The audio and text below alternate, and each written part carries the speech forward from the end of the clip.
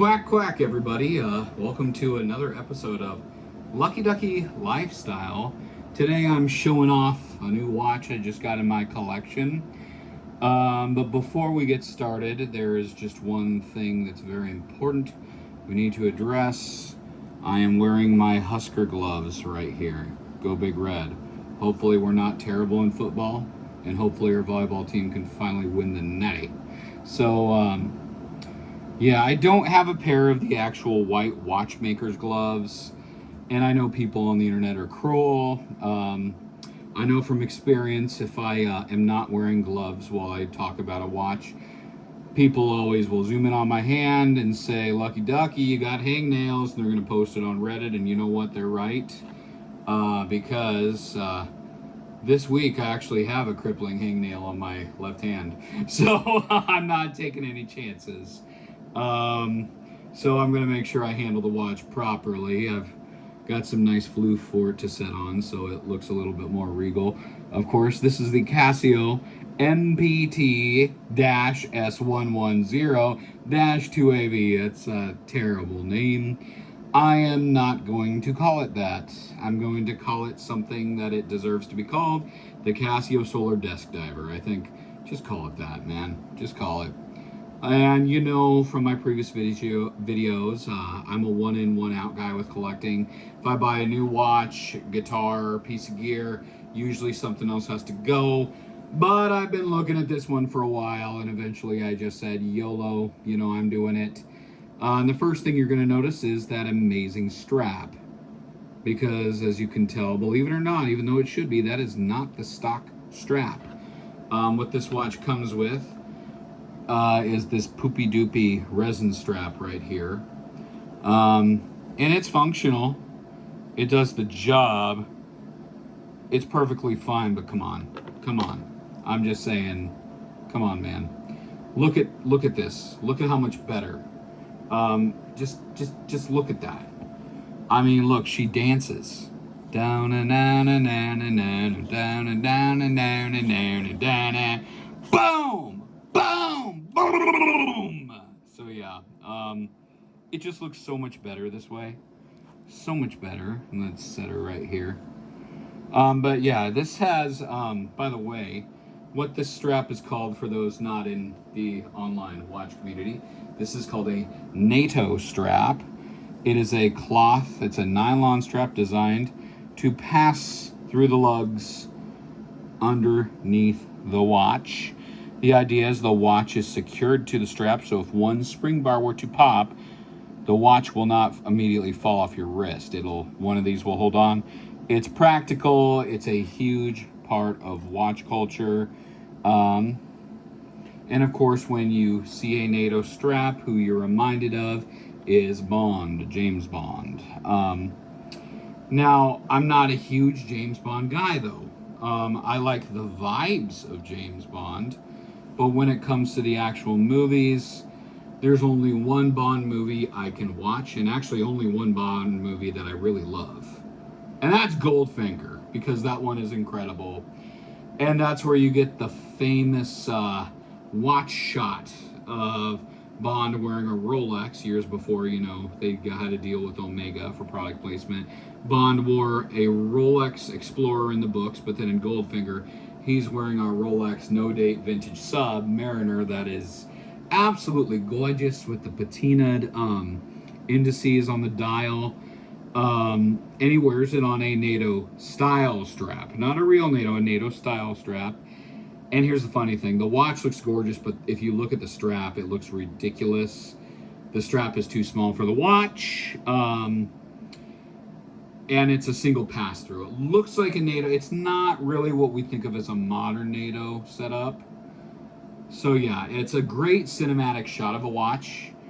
But the strap does not fit it very well at all. It's got like 20-inch lugs, and it's a 16mm strap or something like that.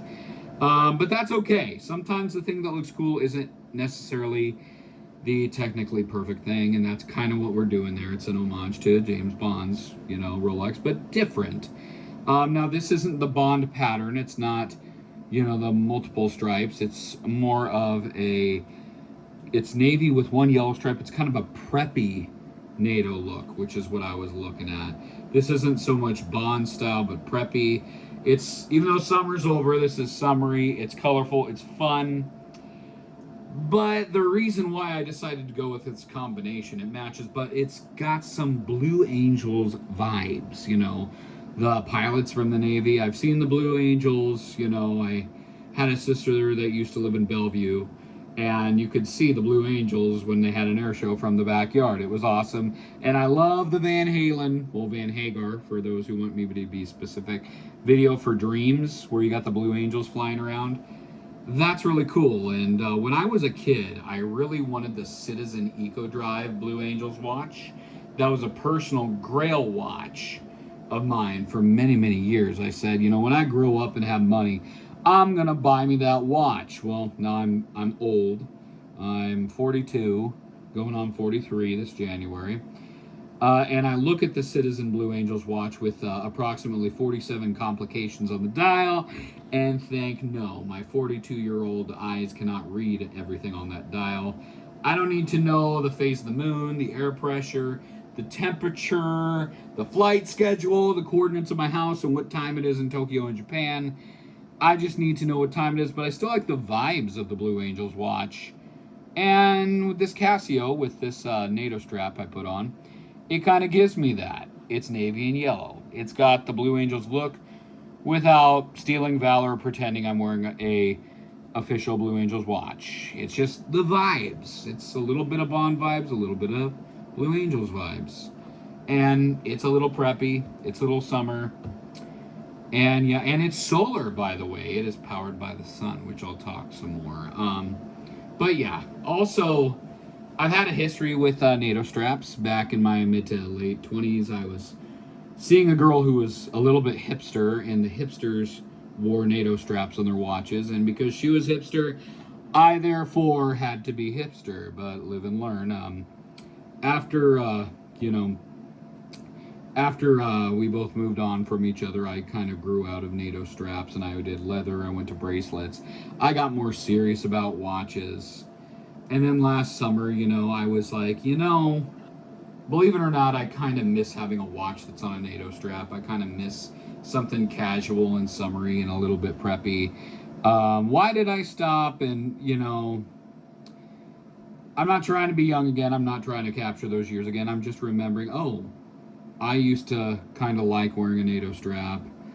I used to kind of want the Blue Angels watch made by Citizen. And, you know, that's kind of where kind of the Lucky Ducky comes from. I've had a few people ask me, is Lucky Ducky your midlife crisis? And I said, yeah. I think it totally is. I get to play instruments. I get to play gigs. I get to make videos. I get to pretend to be an influencer on here. I get to go on the internet, talk about stupid stuff that I like, and somebody actually watches it, and usually one or two people like it. And now I just put a NATO strap on a watch like I did in my 20s. So, yeah, it's a midlife crisis, but there are worse midlife crises. Not trying to become 25 again. I'm just remembering 25-year-old me liked some things for a reason, and even child me liked some things for a reason. And apparently a Blue Angels colored scheme NATO strap watch is something that I liked. But yeah, and here's the other thing too. This watch got me thinking about how my relationships with watches evolves. When you're young, you start with a quartz watch, like this Casio Duro right here. That's on a Long Island bracelet, oyster style. I mean, look at that. That's got some Submariner vibes or deep sea vibes. Without copying it, you know what that watch is sort of trying to look like. It's not fooling anyone, but it's got the vibes, you know, look at that. But anyhow, you start with the quartz watches, you know, tick, tick, tick. Then you discover automatic watches and the romance around automatic and mechanical watches, you know. It's a machine on your wrist. It's alive, it runs on you, the movements of your wrist.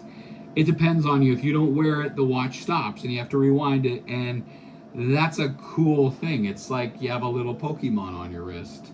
And the more you move, the more you power that machine, and that's a cool idea. You love that, but then you learn about servicing them and the cost of that.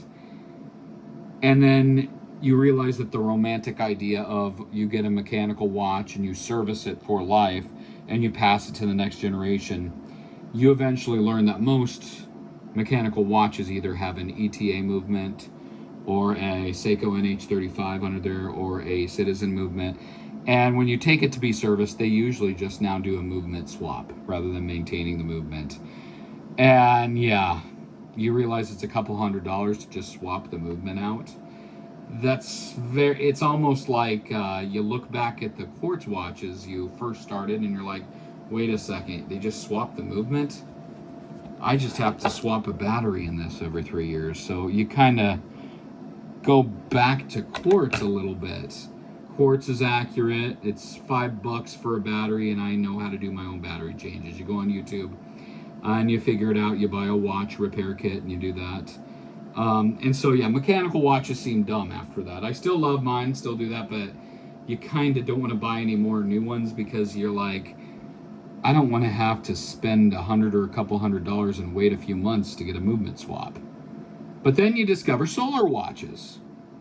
And I'm at that part in my twilight years of watch collecting where I'm like, oh wow, yeah, solar is the way. I like solar. You get the accuracy of quartz.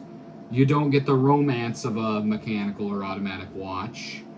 But you don't have to think about changing batteries every year or every 3 years. Usually it's every year for some watches, and the rest are usually 3 years. These eventually you'll have to replace the capacitor, but I know how to do that. But it won't be for years. It won't be a long time. And like I said, it'll be about $10 for me to open the back and do that. And that's what I like, you know. And by the way, so yeah, the solar is kind of what I'm on now.